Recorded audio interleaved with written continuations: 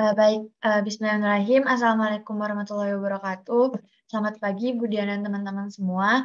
Perkenalkan, nama saya Teresa Putri Arini dengan NPM 1204 1021 0017. Pada kesempatan pagi ini, izinkan saya untuk mempresentasikan tentang sejarah peradaban dalam sekolah. Baik, sebelum lanjut ke presentasinya, ini saya mengambil dua kutipan nih teman-teman dari hadis riwayat Ibnu Majah, Baihaqi, dan Al-Quran Surat Al-Mujadilah ayat 11. Yang mana dari hadis itu sendiri berbunyi, Thalabul ilmi faridatun ala kulli muslim. Ini kayaknya hadisnya sama-sama kita tahu ya teman-teman, yang artinya itu menuntut ilmu itu wajib nih bagi setiap muslim dan muslimah sejak dari ayunan hingga liang lahat. Lalu dilanjutkan dengan dalil Al-Quran Surat Al-Mujadilah ayat 11, A'udzubillahi minasyaitonir rajim. Yarfa'illahu alladhina amanu minkum walladhina utul ilma darajat. Yang artinya Allah akan mengangkat kedudukan orang-orang yang beriman dan diberi ilmu di antara kalian beberapa derajat. Nah, jadi jelas banget ya teman-teman di sini urgensi dari belajar itu sendiri apa dan gimana sih kedudukan bagi orang-orang yang mempunyai ilmu itu. Nah, karena pada kesempatan kali ini saya akan menjelaskan tentang peradaban sekolah, makanya saya taruh nih dua dalil ini karena rasanya nggak afdol kalau misalnya kita tahu tentang sejarah pendidikan, tapi kita nggak tahu nih urgensi dari berpendidikan itu sendiri gimana. Nah, masuk ke presentasi pada pagi hari ini, saya akan menjelaskan sejarah pendidikan sekolah itu sendiri melalui 3 subtopik nih. Yang pertama, masa Yunani kuno, masa peradaban Islam, dan sejarah pendidikan sekolah di Indonesia itu sendiri. Oke, masuk ke sejarah peradaban yang pertama, yakni Yunani kuno. Nah, periode Yunani kuno sendiri merupakan cikal bakal dari berkembangnya ilmu pengetahuan modern seperti saat ini nih teman-teman. Yang paling menonjol dalam perkembangan ilmu pada era ini adalah filsafatnya, yang nantinya bakalan jadi induk bagi setiap ilmu pengetahuan. Nah, zaman Yunani kuno ini sendiri dipandang sebagai zaman keemasan filsafat, karena pada masa ini tuh orang-orang punya kebebasan untuk mengungkapkan ide-ide atau pendapatnya masing-masing.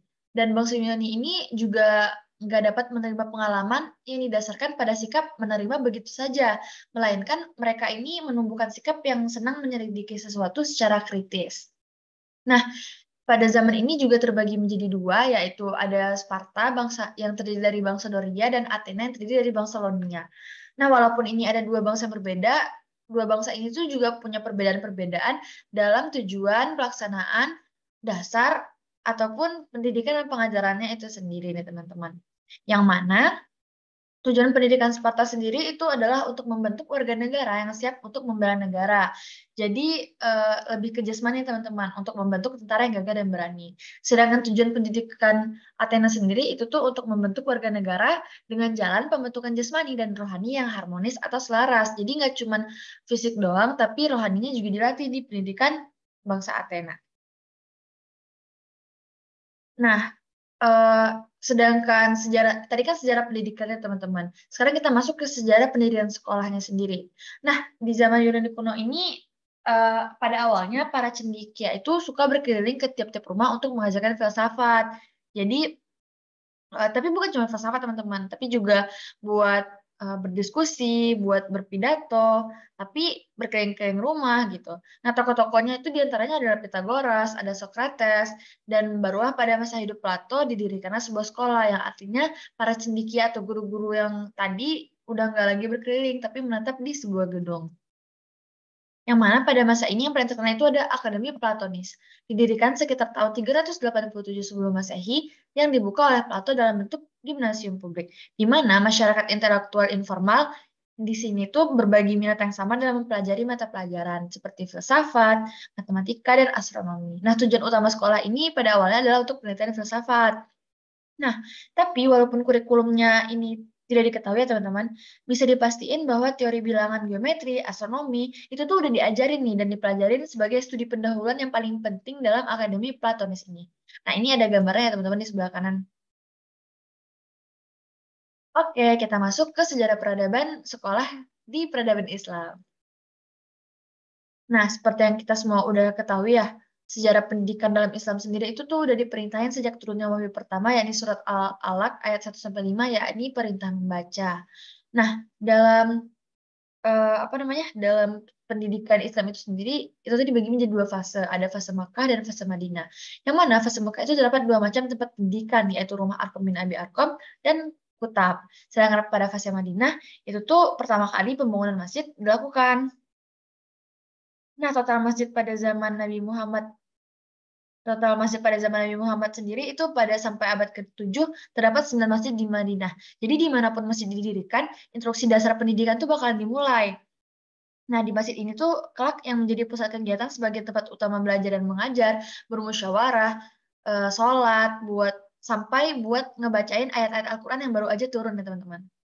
Nah, sedangkan madrasah sebagai institusi pendidikan formal itu sebagaimana yang kita kenal saat ini tuh bernama Madrasah Nizamiyah. Dimulai pada tahun 1066 sampai 1067 Masehi. Didirikan oleh Nizam al-Mulk, seorang perdana menteri dinasti Salajika atau Seljuk pada masa pemerintahan Sultan Alp Arslan dan Sultan Malik Shah.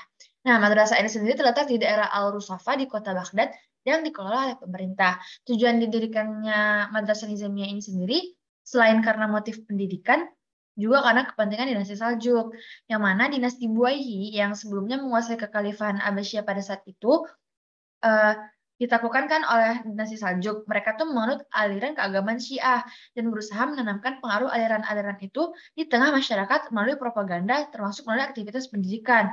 Nah, sedangkan dinasti Saljuk itu sendiri menganut aliran keagamaan Sunni, yang mana Sunni sama Syiah itu punya doktrin yang berbeda. Nah, jadi gimana sih caranya dinasti Saljuk itu bikin pengaruh aliran Syiah tuh meninggalkan Abbasiyah. Jadi makanya masyarakat dinasti Saljuk ini mendirikan eh, Madrasah Nizamiyah ini yang mana tujuannya agar eh, peninggalan Syiah-Syiah tadi di tengah-tengah masyarakat itu menjadi berkurang atau lenyap sama sekali. Begitu dibikinlah propaganda tandingan salah satunya melalui institusi pendidikan Madrasah Nizamiyah. Nah, di Madrasah Nizamiyah ini juga banyak keunggulan teman-teman. Salah satunya adalah kurikulumnya tuh udah resmi, terus sarana belajarnya udah lengkap, dan juga udah dilengkapi dengan sistem administrasi di dalam madrasah. Madrasah Nizamiyah ini juga dianggap sebagai lembaga pendidikan yang paling ternama pada masa pemerintahan Abbasiyah. Oke, kita lanjut ke sejarah pendidikan sekolah di Indonesia. Nah, eh, di Indonesia itu sendiri kita tuh dibagi menjadi 3 pokok bahasan, yaitu ajaran agama, kepentingan penjajah, dan pasca kemerdekaan. Ajaran agama sendiri itu ada pendidikan Hindu-Buddha, pendidikan Islam, pendidikan Katolik dan Kristen Protestan, yang mana contoh pendidikan Hindu-Buddha tuh sejak periode awal berkembangnya agama Hindu-Buddha, yang mana berada di padepokan-padepokan gitu. Jadi kayak terselubung melalui kerajaan-kerajaan yang ada di Indonesia gitu. Nggak hanya Hindu-Buddha, tapi Islam, Katolik, juga Kristen Protestan. Nah, kalau kepentingan penjajah itu ada masa Portugis, masa Belanda, masa Jepang, dan pasca kemerdekaan itu ada masa kemerdekaan, masa Orde Baru, dan masa Reformasi.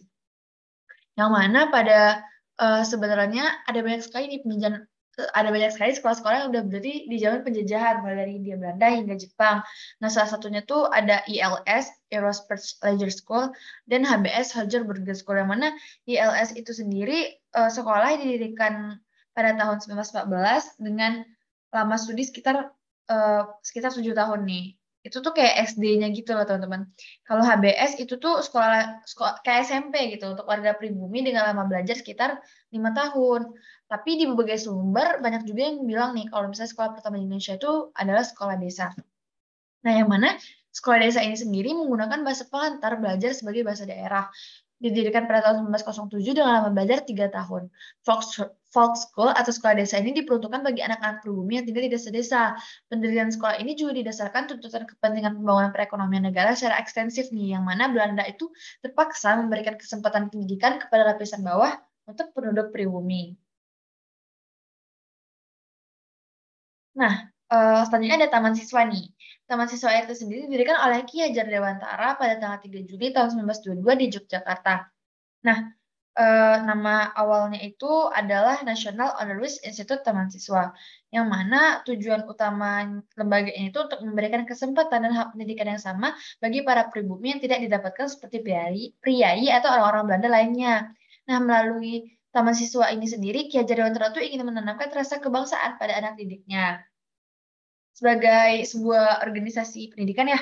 Jadi Taman Siswa sendiri itu punya 3 semboyan yang kayaknya sama-sama kita udah tahu. Ingar Sasung Tulada, Ing Madia Mangunkarsa, dan Tuturi Handayani, yang mana artinya di depan memberi contoh, di tengah membangun semangat, dan yang di belakang memberikan dorongan. Memberikan dorongan, maaf. Nah, sekolah Taman Siswa ini sendiri sempat dikecam Belanda karena pada saat itu pemerintah Belanda tuh mengeluarkan ordonansi sekolah liar pada tanggal 1 Oktober 1932 nih. Jadi setelah UU Sekolah Liar ini diterbitkan, Belanda tuh menutup seluruh kegiatan taman siswa, tapi penutupan taman siswa ini nggak menghentikan aktivitas pendidikan di taman siswa itu sendiri. Jadi guru-guru sama muridnya tuh tetap melakukan pendidikan dengan cara bergaya atau sembunyi-sembunyi. Jadi Ki Hajar Dewantara ini benar-benar gigih dan dalam memperjuangkan haknya hingga ordonansi itu dicabut ya teman-teman. Nah, ini adalah beberapa referensi yang saya ambil. Nah, sebelum kita masuk ke slide selanjutnya, ini ada sedikit cuplikan video ya, teman-teman.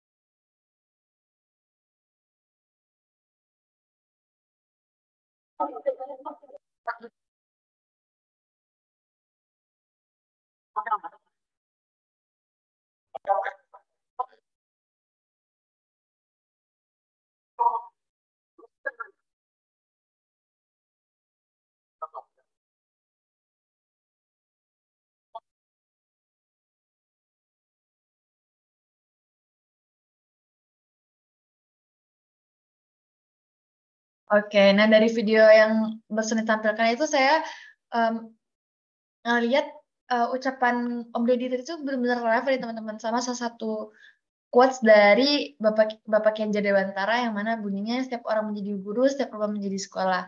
Yang mana itu artinya buat kita semua ya, bukan cuma buat teman-teman tapi juga buat saya, itu teruslah memperkaya wawasan, mengasah kepekaan hati, karena itu semua tuh bisa dilakukan di mana saja dan bisa didapatkan dari siapa aja. Bahwa setiap orang dan setiap rumah sejatinya memiliki sesuatu yang dapat diambil sisi baiknya. Jadi mungkin cukup sekian presentasi yang bisa saya sampaikan pada pagi hari ini. Lebih dan kurang mohon dimaafkan. Assalamualaikum warahmatullahi wabarakatuh.